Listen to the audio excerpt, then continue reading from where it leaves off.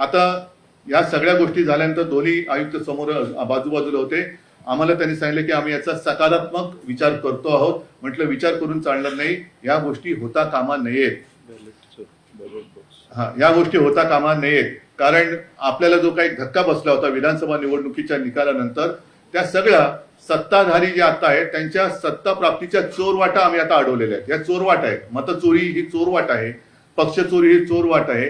त्याच्यानंतर आणखीन एक मुद्दा आम्ही सांगितला, पण तो त्याचा पुढचा टप्पा आहे.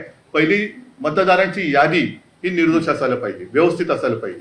म्हणजे 117 वर्ष आणखीन 124 वर्ष असे जर का लंबी उमरवाले मतदार असतील तर मला वाटतं जगातलं सगळ्यात चांगलं वातावरण, हवामान हे आपल्या देशात आहे.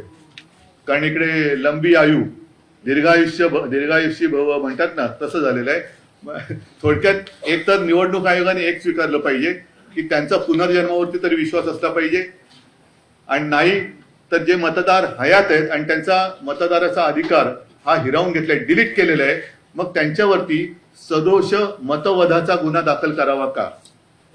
आणि पुढचा विषय जो आम्ही सांगितलाय तो याच्या पुढचा येईल, तो म्हणजे आता पहिला ईव्हीएम वरती आमचा आक्षेप आहेच.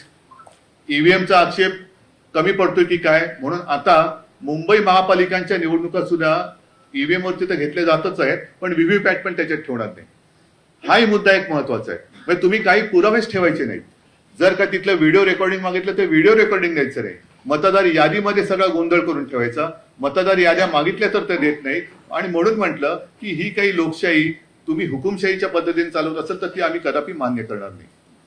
शिष्टमंडळाने जे मुद्दे उपस्थित केलेले आहेत त्यामध्ये जर येत्या काळामध्ये निवडणूक आयोगाकडून सुधारणा नाही झाली तर तुमचं पुढचं पाऊल काय असणार? पुढचं पाऊल पहिलं आजचं पाऊल लोकांसमोर जाऊ द्या. त्याच्यानंतर घाईघाई करण्याची आवश्यकता नाहीये. 2 दिवसात ते सांगतो म्हणाले. सकारात्मक विचार त्यांचा, त्याला ते सकारात्मक कशाला म्हणतात ते त्यांच्या उत्तरातनं कळेल. आता isakal.com आहे देशातील नंबर 1 ची मराठी न्यूज वेबसाईट.